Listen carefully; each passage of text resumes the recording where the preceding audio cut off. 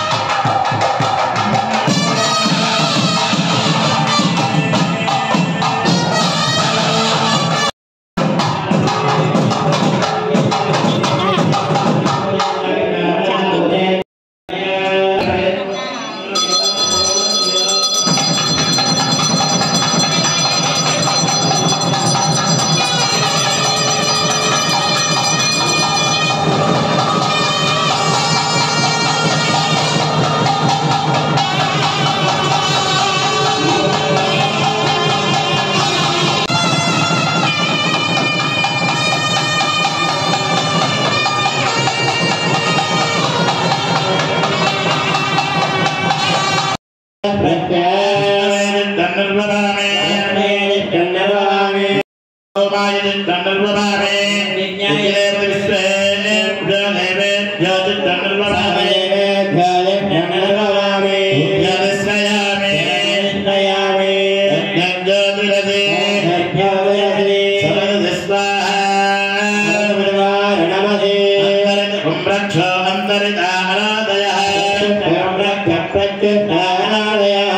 पवित्रेण वदोऽन्तोऽद्यत्यनन्तभिद्वा वाक्पदित्तापुरात्तच्छिद्रेण पवित्रेण वदोऽन्तोऽद्यत्यनन्तभिद्वा देवत्वादभिदात्पुनात्तच्छिद्रेण पवित्रेण वदोऽन्तोऽद्यत्यनन्तभिद्वा ब्रह्मो देवस्य धीमहि प्रचोदयात् इमामे अग्नयतायेन वत्रं देनाजुवदन्ताहत्रं दायजं च नियजं च प्रयजं च पुरं च यस्फुरं च समुद्रश्च मध्यं जातश्च बलादेस्य इमामे अग्नवित्तकार्येण नमस्तन्तु अदितेन मन्यस्वा स्वस्ति त्वं सर्वहत्रान् मयि रक्षयमर्पणम्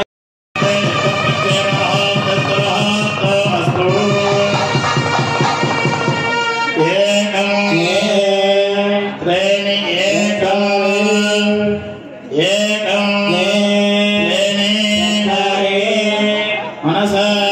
स्वाहा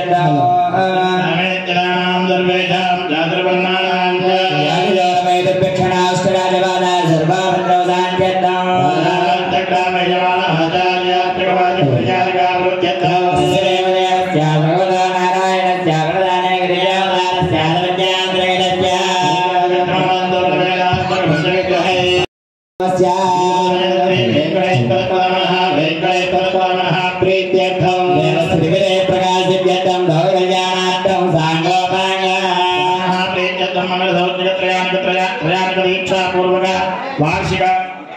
एकादश वार्षिक ब्रह्मोत्सवाख्ये कर्मणे प्रथमपदे सायंकाले पटलिखित गरुड प्रतिष्ठाख्ये कर्मणे तत्फलसिद्ध्यर्थं वस्तुसिद्ध्यर्थं वास्तुपूजाक वास्तुहोमं होष्ये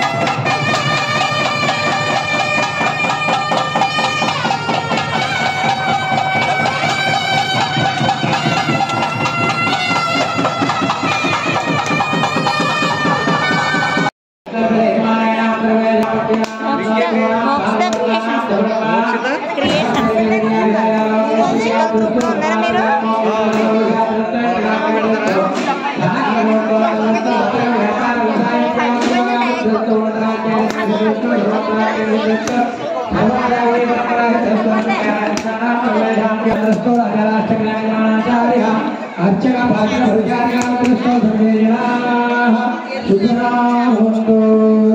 గోవిందా అంటే మనం చెబుతూ ఉంటాం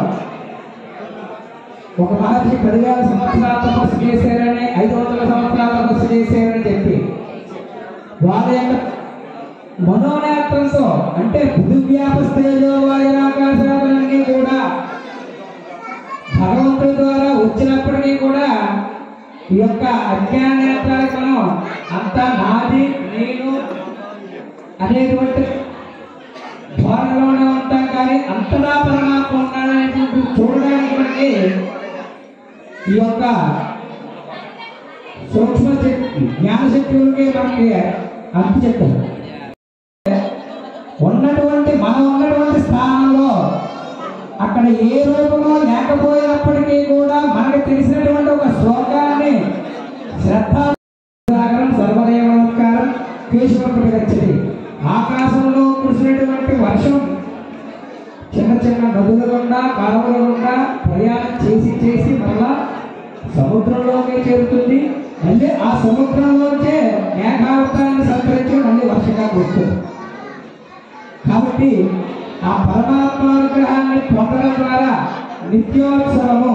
ప్రతిరోజు కూడా అత్యాపూర్తిగా అర్చన చేయగలిగినప్పుడు తద్వారా మనం ఆ గ్రామం అందరూ కూడా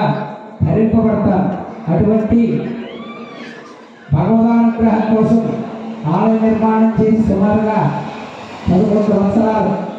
సంవత్సరాలు పూర్తి చేసుకుని 12వ సంవత్సరంలో అడుగుపెట్టినటువంటి ఆ స్వామి వారికి మనకి పిల్లలు మన ఇంట్లో చిన్న పిల్లవాడు పుట్టాడనుకోండి ఆ వయస్సు దగ్గరగా కొన్ని కోరికలు ఉంటాయి ఒక 5 ఏళ్ళు వచ్చేటప్పటికి పక్కకు ఉన్నాడు సైకిల్ చెప్తే మనకి సైకిల్ కావాలి కొంచెం వయసు వస్తే మోటార్ సైకిల్ అలాగా భగవంతుడు కూడా స్నేహభావంతో అంటే సమర్పణ భావంతో ఎందుచేత అంటే ఒక గ్రామంలో ఒక పెద్ద ఉండేటువంటిది ప్రతిరోజు కూడా నిత్యము కూడా తన దాంట్లో ఏదో దాన కార్యక్రమం చేస్తూ భగవంతుని సేవ చేసుకుంటూ ధరిస్తూ ఉంటే ఆ గ్రామంలో ఒక సన్యాసి వచ్చి యాత్ర చేసుకుంటూ జీవిస్తూ ఉంటే ఆ ముసలాడికి కూడా వెళ్ళి ఆ భౌతిక భిక్షాన్ని అనగానే ఆవిడ ఏదో తన దగ్గర ఉన్నటువంటి దాన్ని ఆవిడ భిక్షగా సమర్పిస్తే కృష్ణార్పణమస్తు అని చెప్పారు సరే ఏదో నామం బాగుంది కదా అని చెప్పి ఆవిడ ఏం చేసిందంటే ఆ రోజులాగా అయితే కూడా ప్రతిరోజు కూడా తాను ఏ పని చేసినా కూడా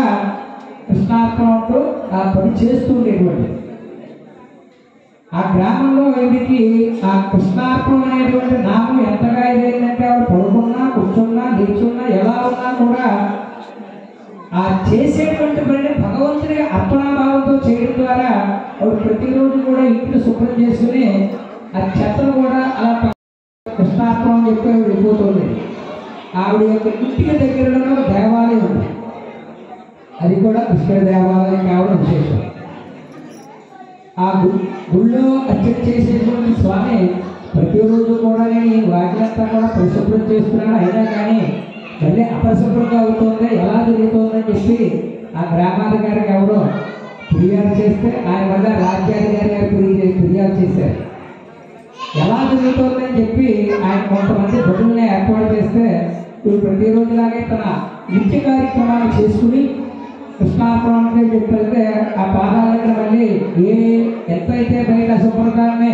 శుభ్రం చేసి పారిపోసారు మళ్ళీ అంతా పాదాల దగ్గర చూశాడు ఇదంతా భక్తులు గమనించి ఫలానా ఆ గుడి దగ్గరలో ఉండేటువంటి ఒక పెద్ద ఆవిడే ఇదంతా చేస్తుంది కాబట్టి ఆవిడ బంధించినట్లయితే ఇదంతా ఏముండదని చెప్పన్నారు సరే వాళ్ళు వెళ్ళి రాజుగారు ఆజ్ఞగారు వాళ్ళని బంధించారు రాజ్యసభకు తీసుకువెళ్ళారు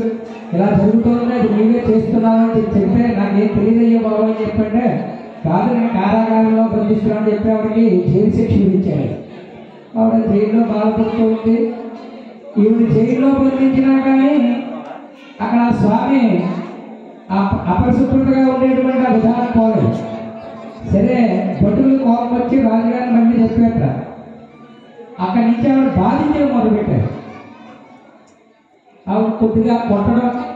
ఆ కొట్టడంలో తూరుకోవడంలో కాలి గోటికి పెద్ద దెబ్బ తగిలి ఆవిడ చనిపోయింది. అలా రక్తం కారుతూ ఉంటే జైల్లో ఉన్నవాడు మరి చాలా బాధపడుతూ ఉంటే ఆవిడ అయినా సరే కృష్ణార్పణం అనుకుంటూ ఉంటుంది. దేవాలయంలో అయితే రక్తం రావడం మొదలుపెట్టి అందరూ భయపడ్డారు. ఏంటి ఏం జరుగుతుంది అని చెప్పి అర్చక స్వామి గారు మళ్ళీ తొలగిస్తే అది కాటి గోటికి ఆ కాలి గోటి నుంచి రక్తం కారుతూ ఉంటే అయ్యా ఇలా జరుగుతుందంటే ఏదో అశుభానికి సూచనాప్రాయంగా ఉందని చెప్పి మళ్ళీ ఆలోచిస్తే సరే ఆ గోటికి కట్టుకట్టారు. కానీ ఆగట్లేదు. సరే ఆ రాజుగారి మళ్ళీ ఫిర్యాదు చేస్తే అసలు తీసుకురండి అని చెప్పి తీసుకెళ్ళారు. అమ్మా నీ వల్ల ఇక్కడ ఇదంతా జరుగుతుందని చెప్పి అందరి యొక్క భావన అసలు నువ్వు ఏంటి అని చెప్పి అడిగితే అంతకుముందు జరిగినటువంటి అంతా వినాలని చెప్పి ఆయన వచ్చినటువంటి ఆయన కృష్ణార్థం అనేటువంటి ఒక మంత్రాన్ని చెప్పాడు. దాన్ని నేను ఆ సమర్పణాభావంతో చేస్తున్నానంటే నువ్వు చేసినటువంటిది ఆ పరమాత్మ కూడా ప్రీతి చెంది నువ్వు అర్పించేటటువంటిది అమాయకమైనటువంటి భక్తితో నువ్వు సమర్పించినా కానీ ఆయన చాలా ఎంతో శ్రద్ధతో స్వీకరించాడు అని చెప్పి ఆ రాజుగారి కళలో కనబడి చెప్పేట. ఆవిడ నా భక్తురాలు కాబట్టి ఎటువంటి దండలా లేకుండా ఆవిడ మళ్ళీ యథావిధిగా తీసుకెళ్ళాం. ఆవిడ బాధపడింది. నేను చేసినటువంటి ఈ యొక్క అపరాధానికి స్వామి చెత్తన చాలా తప్పు జరిగిందని చెప్పి బాధపడితే ఆ రోజు నుంచి ఆవిడ కృష్ణార్పణంలో మానేసింది. అంతకుముందు ఆవిడ తినేటప్పుడు, కూర్చున్నప్పుడు, పడుకున్నప్పుడు, లేచినప్పుడు అని చెప్పి ప్రతిరోజు చేస్తూ ఉంటే ఆయన అది ఒక సమర్పణాభావంగా ఆ సమయానికి ఆ పనులు ఆ స్వామి ఆచరించుకుంటూ ఉండేది అంట. అప్పుడు ఆయన ఆ పెద్దావిడి కళ్ళు కనపడి నువ్వు ప్రతిరోజు ఏ విధంగా అయితే నువ్వు తినేటువంటి దాన్ని నాకు సమర్పణ చేసి తిన్నావో అప్పుడే నాకు ఆకలి తీరుతుంది, అప్పుడే నేను భక్తులను అనుగ్రహించగలని చెప్పి ఆవిడ సాక్షాత్కరించే అభయాన్ని